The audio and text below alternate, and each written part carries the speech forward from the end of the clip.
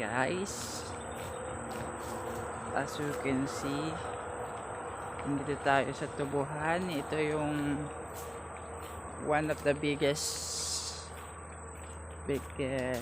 suppliers ng tubo dito sa Pilipinas. Nasa 17 hectare ng lupain to. Abot yan hanggang dun sa may dulo. Then yung sinasabi natin na puno, yan, itong puno na to, kita nyo, sa gabi may nalabas dyan talaga, kaya ayaw ko talaga dito nagpupunta. Then yung tubo po namin talaga napakalalaki. Makikita naman nyo dito na ang kanilang baitang ay parang kaganto lang, itong ganto, diba? Yan. Then tuwan-tuwa ako dito kapag, alam nyo ba guys, yung tawag dito sa damo na to, hindi, diba? Ito, ang tawag sa damong ito ay puting puti. Oo, ganyan.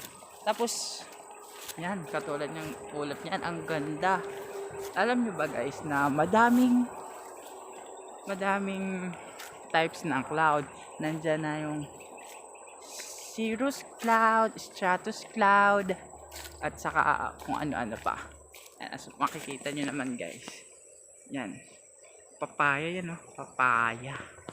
Alam nyo ba scientific name ng papaya? Papaya na hinaw. Yan, ganan. Ayan guys, malapit na tayo sa makalabas ng plantation ng tubo. Kasi alam nyo ba, kanina pa ako naglalakad, nga ngayon lang uli ako makakalabas dito sa plantation ng tubo. At saka nga pala guys, alam nyo ba yung Tagalog English sa tubo?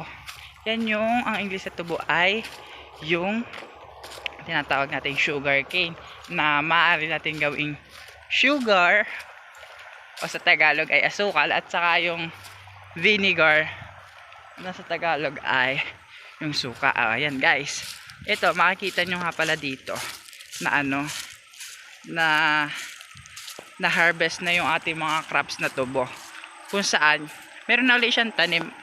Sa palagay ko natanaman na to ng about 1 month ago, and makikita nyo naman na talagang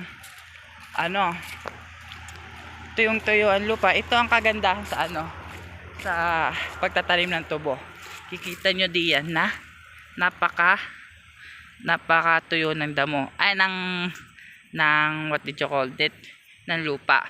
And meron na nag-uumpisang sumuloy na tubo, di ba? Ganyan lang yan guys.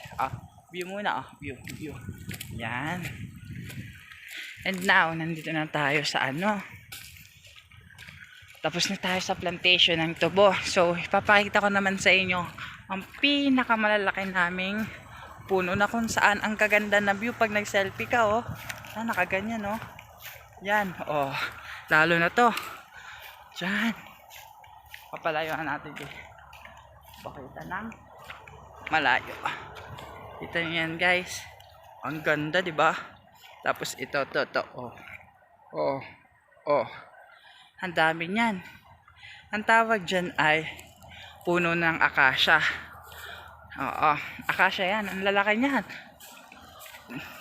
May yan ang hindi pa nasa todong laki nila, mas may ilalaki pa sila. Yan ay mga nasa 100 feet pa lang, pero sabi ng ilan, at may patunay ng scientist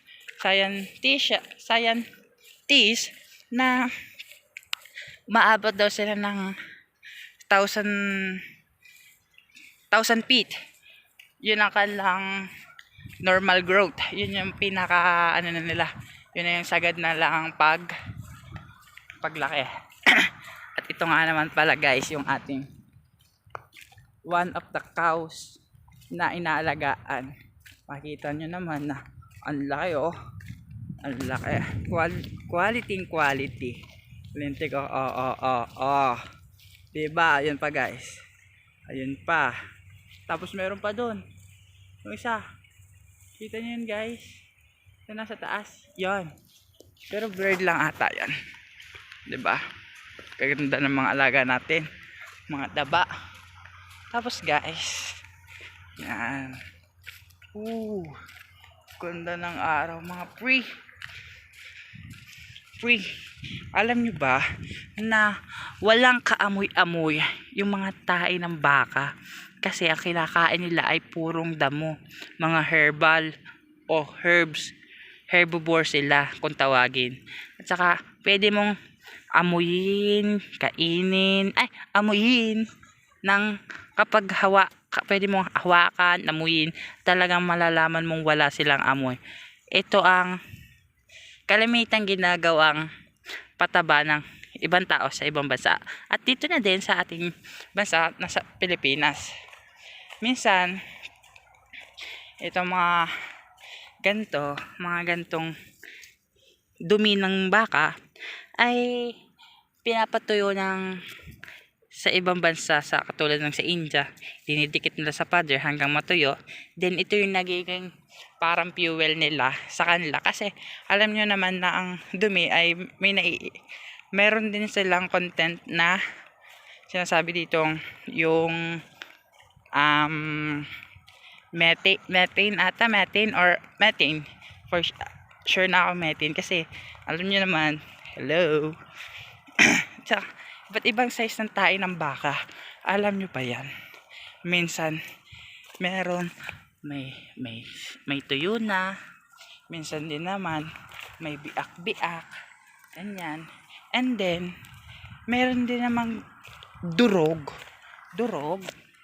At saka yung ito yung sinisigurado natin na panibagong tae pa lang ng baka, kasi nilalangaw pa siya, maitim-itim pa, at saka medyo malambot pa siya, hindi pa siya tunay na natutuyo, 'di ba? Ganyan yan guys. Oo. Tapos hindi kasi tayo makakita dito ng lugapot na tae ng baka, so kailangan natin maghanap ng lugapot na tae ng baka, pero wala talaga tayong makita ng lugapot na tae ng baka. So dito excuse me guys, dito guys, kasi para may nakikita na tayong lugapot na tae ng baka. Ay, hindi pala siya lugapot na tae ng baka guys, buo din siya. Ito yung ito yung sinasabi natin na malambot talaga siya. Meron pa dyan na mas malambot, yung liquidized talaga siya. Liquidized, tangina men. Tapos ito yung solidified na example ng waist ng baka. Yung ganyan guys. Kita nyo pag binuksan, kulay green. Then kapag tinouch nyo siya, wala siyang amoy. Kaya ayaw ko lang hawakan, kasi kapag basa, nakakadiri, kasi napakalambot niya, para siyang tae. Ay, tangina, tae pala siya. Sorry guys. Ganun talaga. Overview tayo. Kita nyo guys. 1, 2, kita nyo yung view na yan. Wala yan. Ganyan ang kalawak ng lupain namin dito sa probinsya. Bukod pa yung plantation ng namin dito. Plantation ng tubo. And then may iba't iba din nga pala kaming katulad niyan. Ganyan, 'di ba?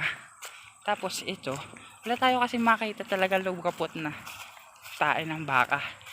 One day siguro na sasabihin ko papakita ko sa inyo kung ano itsura nung lugapot na tae ng baka. Kasi makikita niyo naman talaga, wala tayong makita dito ng lugapot na tae ng baka kundi ganito. Sa ibang bansa kinukuha to, tapos dinidikit sa dingding, and then ginagawa nilang source of fuel. Then yan, andito na tayo guys.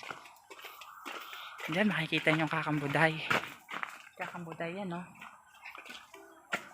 Yan, manghihinaw muna tayo, kasi sinawsawan ko.